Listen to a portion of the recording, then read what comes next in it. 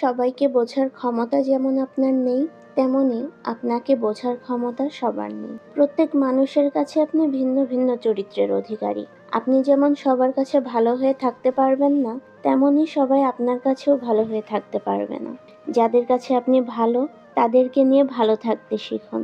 অপরদিকে যাদের চোখে আপনি খারাপ, তাদেরকে আড়ালে রাখুন। যে মানুষটার কাছে আপনি খারাপ, তার কাছে আপনার হাজারটা ভালো বৈশিষ্ট্য বললেও আপনি তার কাছে খারাপই থাকবেন। অপরদিকে যার কাছে আপনি ভালো, তার কাছে হাজারটা বদনাম করলেও আপনি তার কাছে ভালোই থাকবেন। প্রতিটা মানুষ তার নিজের দিক দিয়ে সেরা, আপনিও আপনার দিক দিয়ে সেরা। কেউ খারাপ বললেই যে আপনি খারাপ হয়ে যাবেন তা কিন্তু নয়, আবার কেউ আপনাকে ভালো বললে যে আপনি ফেরেশতা হয়ে যাবেন তাও নয়। যার চোখ যেমন, আপনি তার কাছে তেমন। আপনি কেমন সেটা শুধু আপনিই ভালো বলতে পারবেন।